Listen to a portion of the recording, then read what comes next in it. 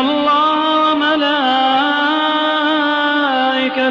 يصلون على النبي يا أيها الذين آمنوا صلوا عليه وسلموا تسليما.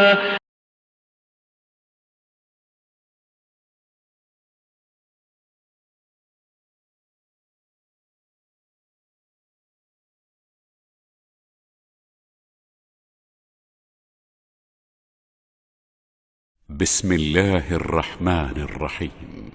ولبثوا في كهفهم 300 سنين وازدادوا 9 قل الله أعلم بما لبثوا له غيب السماوات والأرض أبصر به وأسمع ما لهم من دونه من ولي ولا يشرك في حكمه أحدا واتل ما أوحي إليك من كتاب ربك لا مبدل لكلماته ولن تجد من دونه ملتحدا.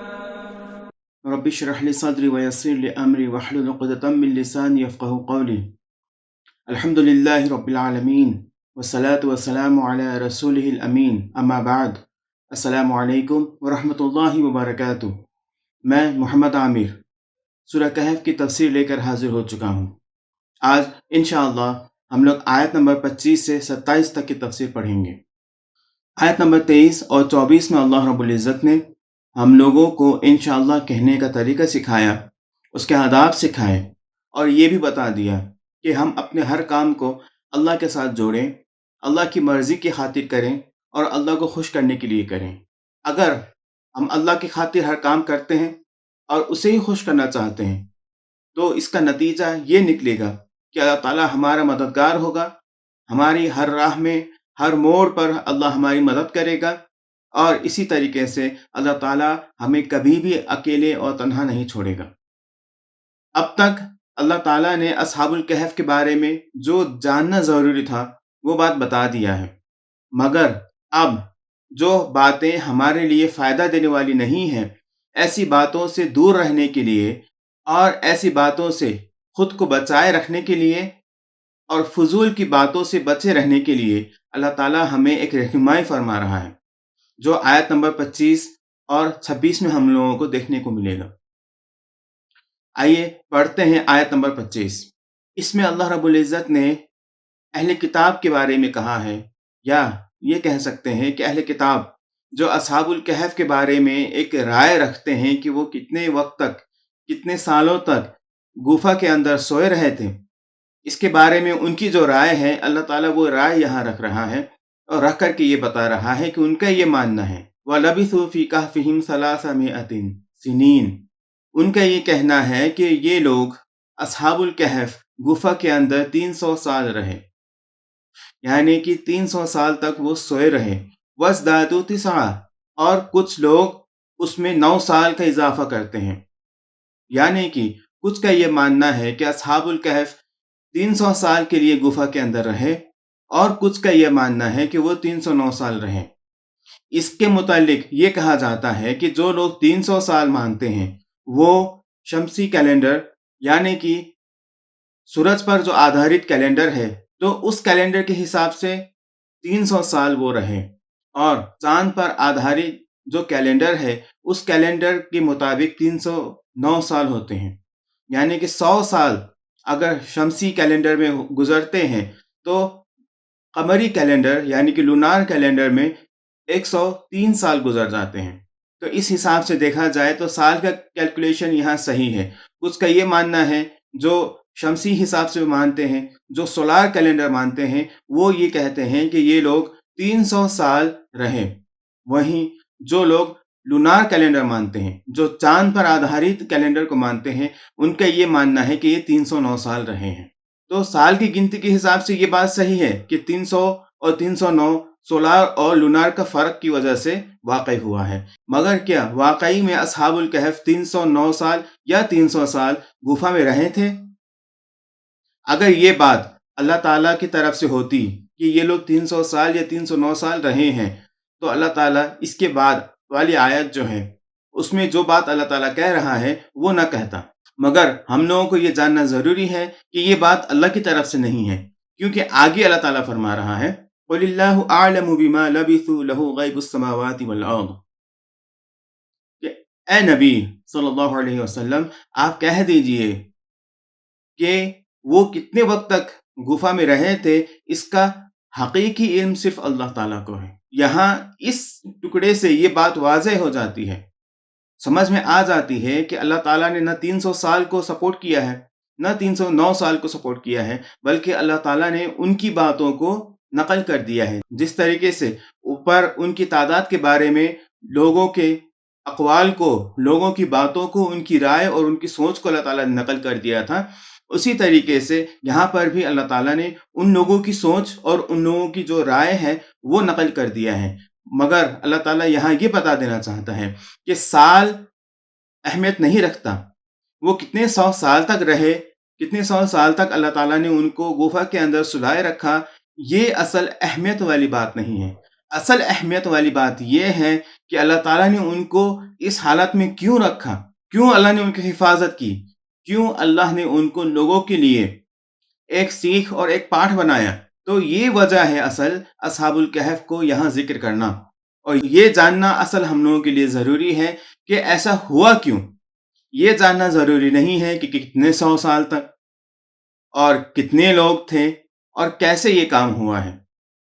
تو اللہ کا مقصد بھی یہاں یہی ہے، ہم لوگوں کو یہ بتانا اللہ چاہتا ہے کہ ان لوگوں کو ان کی حفاظت کر کے ایسی جگہ میں رکھنا جہاں لوگوں کی نظر سے وہ بچے رہے، اور ایسے وقت میں ان کو جگانا جو جگانے کے بعد پھر لوگوں کی نظر پہ ان کو لایا جائے، اور ایسی حالت میں لایا جائے کہ وہ لوگوں کے لیے ایک معزز ہستی بن جاتے ہیں. اور وہ معزز ہستی بننے کی وجہ کیا ہے، وہ بات بتانا اصل مقصد تھا. یعنی کہ اللہ تعالیٰ کے اوپر یقین رکھنا، اللہ کے اوپر بھروسہ کرنا، اللہ کے اوپر ایمان لانا، اور صرف اللہ تعالیٰ ہی کی عبادت کرنا، یہ اصل مقصد ہے. اور یہی میسج اللہ تعالیٰ نے ایک نئے انداز سے لوگوں تک پہنچایا ہے. یعنی کہ جو لوگ اس بات پر ایمان رکھتے ہیں، جو صرف اللہ کی عبادت کرنا چاہتے ہیں، جو صرف اللہ کی عبادت کرتے ہیں، ایسے لوگوں کی حفاظت اللہ تعالیٰ اپنے ذمے میں لے لیتا ہے، اور ان کی حفاظت کے ساتھ ساتھ ان کو لوگوں کے لیے رہنمائی کے طور پر بھی اللہ تعالیٰ بنا دیتا ہے، تاکہ آئندہ کے لوگ ان سے، ان کی زندگی سے اور ان کے اعمال سے کچھ سیکھیں اور اپنی زندگی کو آراستہ کریں اور سجائیں. لہو غیب السماوات والارض، آگے اللہ تعالیٰ کا فرمان ہے آسمانوں اور زمین کا غیب کا علم صرف اللہ تعالیٰ کے پاس ہے. یعنی یہاں اللہ تعالیٰ واضح کر دے رہا ہے کہ جو اصل میں غیب ہے، جو انسانوں کے لیے غیب ہے، جو چھپی ہوئی باتیں ہیں، جو چھپی ہوئی چیزیں ہیں، ان تمام چیزوں کے بارے میں اللہ تعالیٰ جانتا ہے. وہ ہمارے لیے غیب ہے مگر اللہ کے لیے غیب نہیں ہے. اللہ ہر چیز کو اور ہر باتوں کو جانتا ہے. جو ہو رہا ہے وہ بھی جانتا ہے، جو ہو چکا ہے وہ بھی جانتا ہے، اور جو ہونے والا ہے اللہ وہ بھی جانتا ہے. ابصر بہ واسمع، آگے اللہ نے فرمایا کہ وہ کیا ہی خوب دیکھنے والا اور وہ کیا ہی خوب سننے والا ہے. یعنی اللہ تعالیٰ یہاں اپنے بارے میں بتا رہا ہے کہ بہترین سے بہترین طریقے سے سننے والا اللہ ہے، اور بہترین سے بہترین طریقے سے دیکھنے والا اللہ ہے. اللہ سے بہتر طریقے سے دیکھنے والا اور اللہ سے بہتر طریقے سے سننے والا کوئی نہیں ہے. جب اصحاب الکہف گفا کے اندر تھے تو اللہ تعالیٰ نے ان کی نگرانی کی، ان کی دیکھ ریکھ کی، ان پر نظر رکھا، اور اسی طریقے سے ان کی دعاؤں کو قبول بھی کیا اور ان کی حفاظت فرمائی. تو اللہ تعالیٰ ہر بات کو سنتا ہے، اللہ تعالیٰ ہر چیز دیکھتا ہے. اللہ تعالیٰ کی نظر سے اور اللہ تعالیٰ کی سماعت سے کوئی بھی چیز بچ نہیں سکتی. اللہ ہر چیز دیکھتا ہے اور ہر چیز سنتا ہے. مگر یہاں یہ جان لینا ضروری ہے کہ کیا اللہ کا سننا اور اللہ کا دیکھنا اللہ کے مخلوق کی طرح ہے؟ ایسا بالکل بھی نہیں ہے. یہ ہم لوگوں کے لیے اللہ تعالیٰ نے اس طریقے سے فرمایا ہے کہ اللہ تعالیٰ دیکھتا ہے اور اللہ تعالیٰ سنتا ہے. مگر اللہ تعالیٰ نے یہ نہیں بتایا کہ اللہ تعالیٰ کیسے دیکھتا ہے اور اللہ تعالیٰ کیسے سنتا ہے. اسی لیے ہمارے لیے یہ ضروری ہے کہ ہم اللہ کی اس بات پر یقین رکھیں اور اللہ کی بات کو مانیں کہ اللہ تعالیٰ دیکھتا ہے اور اللہ تعالیٰ سنتا ہے، مگر وہ کیسے سنتا ہے یہ ہم لوگوں کے لیے ضروری نہیں ہے کہ ہم لوگ جان لیں، کیونکہ یہ ہماری سمجھ سے باہر کی بات ہے۔ اللہ تعالیٰ نے قرآن ہی میں دوسری جگہ فرما دیا ہے لیسا کمثلہ شیء، اس جیسی کوئی اور چیز نہیں ہے، اسی لیے ہم لوگ سمجھ ہی نہیں سکتے کہ اللہ تعالیٰ کس طریقے سے دیکھتا ہے اور اللہ تعالیٰ کس طریقے سے سنتا ہے۔ بس ہم لوگوں کے اوپر یہ ضروری ہے کہ ہم ایمان لے آئیں اس بات پر کہ اللہ تعالیٰ دیکھتا ہے اور اللہ تعالیٰ سنتا ہے۔ ما لہم من دونہ من ولی، اللہ کے مخلوق کے لیے اللہ کے علاوہ کوئی اور مددگار نہیں ہے، بے شک اللہ کے علاوہ کوئی اور مددگار ہے ہی نہیں، اور اللہ کے سوا کوئی اور مددگار کیسے ہو سکتا ہے؟ کیسے یہ ممکن ہے کہ جس نے ہم لوگوں کو پیدا کیا اس کے علاوہ کوئی اور ہمارا مددگار بن جائے؟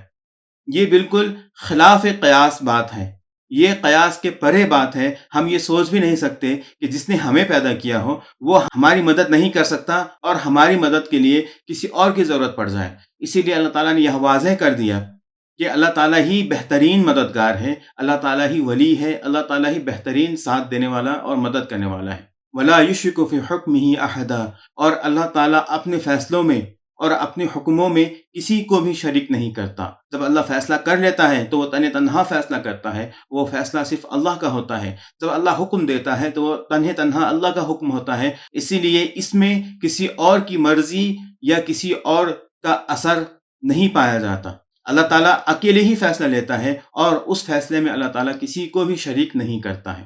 آیت نمبر 27 میں اللہ رب العزت نبی اکرم صلی اللہ علیہ وسلم کو ایک رہنمائی فرما رہے ہیں، اور ان کے ساتھ ساتھ ان کے جو انویائی ہیں، یعنی کہ جو ان کے امتی میں سے ہیں ہم لوگوں کے لیے بھی ایک رہنمائی ہے، تاکہ اس رہنمائی کو پانے کے بعد ہم لوگ بھی اپنی زندگی کو خوشحال بنا سکیں اور اپنی زندگی میں اللہ تعالیٰ کی خوشنودی کو حاصل کرنا آسان بنا سکیں۔ وَاتْلُ مَا أُوحِيَ إِلَيْكَ مِن كِتَابِ رَبِّكَ، اللہ کہہ رہا ہے کہ اے نبی صلی اللہ علیہ وسلم، آپ پر آپ کے رب نے جو نازل کیا ہے، جو وحی کیا ہے، اس وحی کی ہوئی کتاب کی تلاوت فرمائیے، یعنی کہ قرآن کی تلاوت فرمائیے، اور اس کو پڑھ کر کے لوگوں کو سنائیے اور دوسرے لوگوں تک اس کے میسج کو پہنچائیے، دوسرے لوگوں تک قرآن کا سندیش پہنچائیے۔ یہ ذمہ داری صرف اللہ کے رسول علیہ الصلوۃ والسلام کو نہیں دی گئی ہے، بلکہ یہ ذمہ داری ہر امتی کو دی گئی ہے کہ وہ اپنی طاقت کے مطابق قرآن کے میسج کو دوسروں تک پہنچائیں۔ اصل ہم لوگ جو دعوت و تبلیغ کا کام کرتے ہیں تو وہ دعوت و تبلیغ کے لیے اصل جس کتاب کی ضرورت ہوتی ہے وہ ہے قرآن کے علاوہ کسی اور کتاب کی ہم لوگ دعوت و تبلیغ نہیں کرتے ہیں۔ اصل ہم لوگوں کو جس چیز کی دعوت و تبلیغ کرنی ہے وہ ہے قرآن۔ لا مبدل لکلماتہ، اللہ ساتھ میں یہ بھی فرما رہا ہے کہ اس میں جو باتیں ہیں اللہ تعالیٰ کی، وہ باتیں بدلنے والی نہیں ہیں، کسی کے بھی اندر یہ طاقت نہیں ہے کہ وہ اللہ کی باتوں کو بدل سکے۔ وَلَن تَجِدَ مِن دُونِهِ مُلْتَحَدًا، اور اگر آپ یہاں کہاں تو نبی اکرم صلی اللہ علیہ وسلم کو جا رہا ہے، مگر یہ ہم لوگوں کے لیے ایک دھمکی ہے، ان کے ذریعے سے، اللہ کے رسول علیہ الصلوۃ والسلام کے ذریعے سے ہم تک یہ دھمکی پہنچائی جا رہی ہے۔ کہا گیا کہ وَلَن تَجِدَ مِن دُونِهِ مُلْتَحَدًا، اگر ہم اپنی ذمہ داری کو نہیں نبھاتے ہیں، اگر ہم قرآن کے سندیش کو دوسروں تک نہیں پہنچاتے ہیں، اس کے میسج کو دوسروں تک نہیں پہنچاتے ہیں، وہ میسج، وہ سندیش، وہ میسج جو ہمارے پاس ہے، وہ اگر ہم دوسروں تک نہیں پہنچاتے ہیں تو پھر اللہ ہماری پکڑ کرے گا، اور جب اللہ ہماری پکڑ کرنے کے لیے آئے گا تو اللہ کے سوا کوئی اور مددگار ہم لوگوں کے لیے ہے ہی نہیں۔ وَلَن تَجِدَ مِن دُونِهِ مُلْتَحَدًا، اور اس کے علاوہ کوئی اور بچنے کی جگہ ہم لوگوں کے پاس نہیں ہے، ہم کسی اور کی پناہ میں نہیں جا سکتے۔ اصل میں جو پناہ دینے والا ہے وہ خود اللہ ہے، اور جو پناہ دینے والا ہے وہی حساب لینے پر آ جائے، وہی بدلہ لینے پر آ جائے اور وہی سزا دینے پر آ جائے، تو پھر اس کی سزا سے اور اس کے بدلے سے اور اس کے حساب کتاب سے کوئی نہیں بچا سکتا۔ کسی کے اندر اتنی طاقت نہیں ہے کہ اللہ کے خلاف ہمارے لیے کھڑے ہو جائے، بس اللہ ہی ہے جو ہمارے لیے کسی کے بھی خلاف کھڑے ہو سکتا ہے اور ہماری ہر حال میں مدد کر سکتا ہے۔ اسی لیے ہمارے لیے بھلائی اسی بات میں ہے کہ ہم اللہ کی باتوں کو بنا چوں چرا کیے مان لیں۔ اللہ نے جو ہمیں علم دیا ہے، اس علم سے ہم نے جو کچھ سیکھا ہے اس کو دوسروں تک پہنچائیں۔ اللہ تعالیٰ نے جو ہم پر احسان کیا ہے اس کے لیے اللہ تعالیٰ کا احسان مند رہیں۔ یہی ہمارے لیے اللہ کی سزا سے بچنا اور اللہ تعالیٰ کے بدلے سے بچنے کا بہترین ذریعہ ہو سکتا ہے۔ ورنہ اس کے علاوہ اگر ہم کوئی اور راستہ ڈھونڈنا چاہیں، کوئی اور راستہ تلاش کرنا چاہیں، تو ہمیں کوئی راستہ نہیں مل سکتا، کوئی ہمیں پناہ نہیں دے سکتا، کیونکہ اصل پناہ دینے والا ہی جب بدلہ لے رہا ہو یا سزا دے رہا ہو تو اس کی سزا سے بچانے والا کوئی اور نہیں ہو سکتا۔ اللہ تعالیٰ سے دعا ہے کہ اللہ تعالیٰ ہمیں ان آیتوں سے ہم نے جو سیکھا ہے وہ ہمیں عمل کرنے کی توفیق عطا فرمائے، اور اللہ تعالیٰ اپنی پناہ اور اپنا شرن ہمیشہ ہمارے لیے کھلا رکھے۔ آمین۔ وآخر دعوانا ان الحمد للہ رب العالمین۔ السلام علیکم ورحمۃ اللہ وبرکاتہ۔